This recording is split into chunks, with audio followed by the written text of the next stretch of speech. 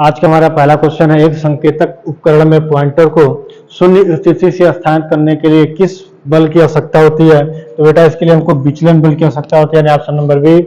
दूसरे क्वेश्चन पे चलते हैं कि क्वेश्चन नंबर 2 क्या कहता है, गुरुत्वाकर्षण नियंत्रण के साथ प्रदान किए गए उपकरण का उपयोग करने की स्थिति कौन सी है। तो बेटा होता है वर्टिकल पोजीशन यानी ऊर्ध्वाधर स्थिति। क्वेश्चन नंबर 3 पे चलते हैं। क्वेश्चन नंबर 3 क्या कहता है कि पैमाने का नाम क्या है। तो बेटा इस पैमाने का नाम गैर रेखीय पैमाना होता है, यानी कि क्वेश्चन नंबर 3 का डी राइट आंसर है।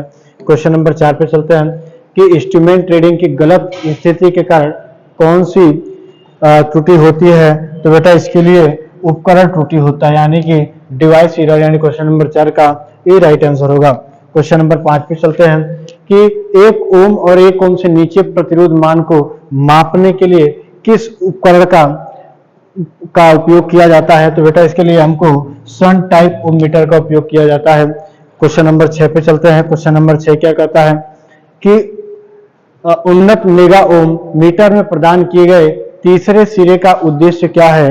तो बेटा इसके सिरे का जो उद्देश्य होता है दोलन के बिना सटीक रीडिंग प्राप्त करना, यानी क्वेश्चन नंबर 6 का डी राइट आंसर होगा। क्वेश्चन नंबर 7 पे चलते हैं कि शंट प्रतिरोध सामग्री का नाम क्या है। तो बेटा इसका जो नाम होता है बेटा वो होता है मैग्नीन।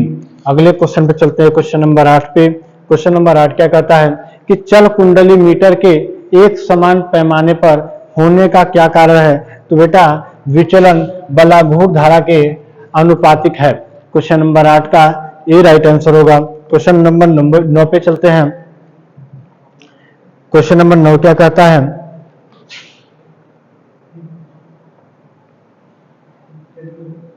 क्वेश्चन नंबर 9 क्या कहता है, यदि ऊर्जा मीटर डिस्क बिना किसी लोड के लगातार घूमती है तो कौन सी त्रुटि है। इसके लिए बेटा वह रेंगने की त्रुटि यानी कि क्रिम्पिंग एरर होगा। क्वेश्चन नंबर 9 का डी राइट आंसर होगा। अगले क्वेश्चन पे चलते हैं, क्वेश्चन नंबर 10 पे। क्वेश्चन नंबर 10 है, यदि सीटी का द्वितीयक खुला रखा जाता है तो इस पर क्या प्रभाव पड़ता है। तो बेटा जब द्वितीयक खुला रहेगा तो सीटी की द्वितीयक कुंडली जो होगी जल जाएगी, यानी क्वेश्चन नंबर 10 का डी राइट आंसर होगा। क्वेश्चन नंबर 11 पे चलते हैं कि शंट प्रकार का ओम मीटर से जुड़े परिवर्ती प्रतिरोध का उद्देश्य क्या है। तो बेटा जो इसका उद्देश्य होता है पॉइंटर को शून्य समायोजन में समायोजित करना। अगले क्वेश्चन पे चलते हैं, क्वेश्चन नंबर 12 पे। क्वेश्चन नंबर 12 क्या कहता है कि मापने वाले उपकरणों में नियंत्रण स्प्रिंग बनाने के लिए किस सामग्री का उपयोग किया जाता है। तो बेटा इसके लिए हमको फास्फर ब्रांच का उपयोग किया जाता है। अगले क्वेश्चन पे चलते हैं, क्वेश्चन नंबर 12 पे। क्वेश्चन नंबर 12 क्या कहता है कि एकल चरण ऊर्जा मीटर कौन सी विद्युत प्रभाव पर काम करता है। तो बेटा यह प्रेरक यानी कि इंडक्शन इफेक्ट प्रेरक प्रभाव पे कार्य करता है। Option number B right answer होगा। क्वेश्चन नंबर 14 पे चलते हैं कि द्रव घर्षण भिगोना का उपयोग करने वाला एक उपकरण किस स्थिति में सटीक रूप से बढ़ता है। तो बेटा यह किसी भी स्थिति में सटीक रूप से बढ़ता है। क्वेश्चन नंबर 14 का ए राइट आंसर होगा। क्वेश्चन नंबर 15 पे चलते हैं कि मीटर का नाम क्या है। तो बेटा जो इस मीटर का नाम है डीसी मल्टीरेंज वोल्ट मीटर, यानी क्वेश्चन नंबर 15 का बी राइट आंसर होगा। अगले क्वेश्चन में चलते हैं, क्वेश्चन नंबर 16 पे कि कौन सा उपकरण एकीकृत उपकरण का एक उदाहरण है। तो बेटा यह ऊर्जा मीटर का एकीकृत जो उपकरण है उसका उदाहरण है। क्वेश्चन नंबर 16 का सी राइट आंसर होगा। क्वेश्चन नंबर 17 पे चलते हैं।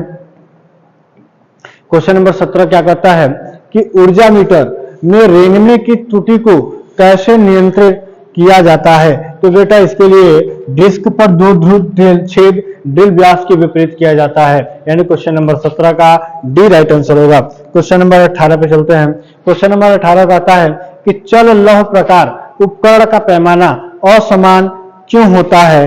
तो बेटा इसके लिए हमको विचलन बल धारा के वर्ग के समानुपाती होता है।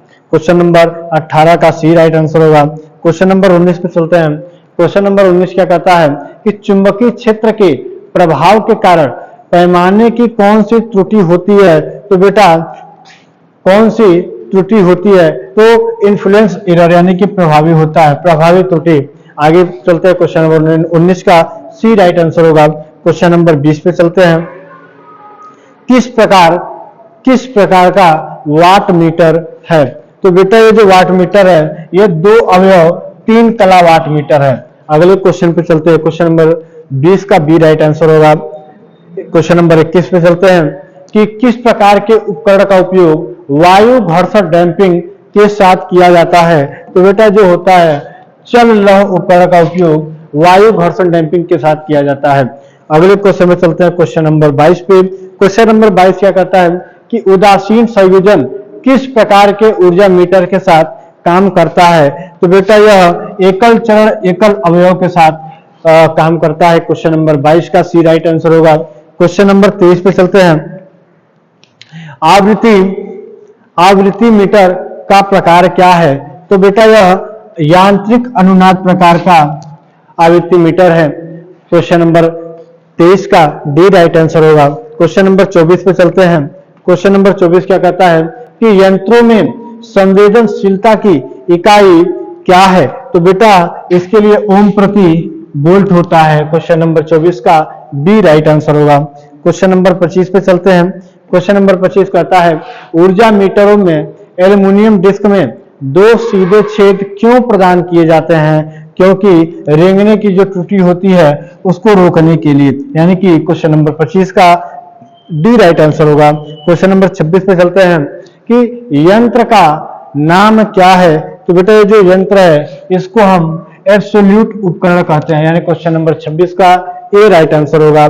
क्वेश्चन नंबर 27 पे चलते हैं कि चल कुंडली उपकरण में डैम्पिंग बल क्यों आवश्यक है? तो यह दोलन के बिना सुई को नियंत्रित करता है।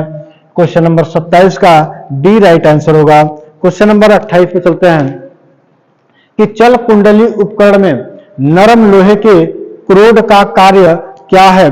तो बेटा यह एयर गैप में चुंबकीय फ्लक्स का एक समान वितरण करता है। यानी क्वेश्चन नंबर 28 का डी राइट आंसर होगा। क्वेश्चन नंबर 29 पे चलते हैं कि मापक यंत्रों पर लोडिंग प्रभाव का कारण कौन सा पैरामीटर है? तो बेटा यह कम संवेदनशील होता है यानी कि लो सेंसिटिविटी होता है। क्वेश्चन नंबर 29 का सी राइट आंसर होगा। क्वेश्चन नंबर 30 पे चलते हैं। यंत्र का प्रकार नाम क्या है? तो बेटा ये जो यंत्र है इसको हम आकर्षण प्रकार चल लौह बोलते हैं। यानी क्वेश्चन नंबर 30 का ए राइट आंसर होगा। क्वेश्चन नंबर 31 पे चलते हैं कि मोटर के घूर्णन प्रति मिनट को मापने के लिए किस मीटर का उपयोग किया जाता है?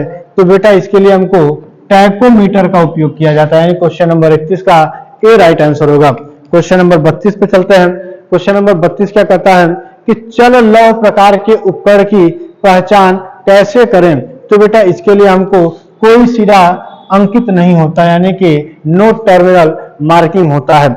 यानी कि क्वेश्चन नंबर 32 का ए राइट आंसर होगा।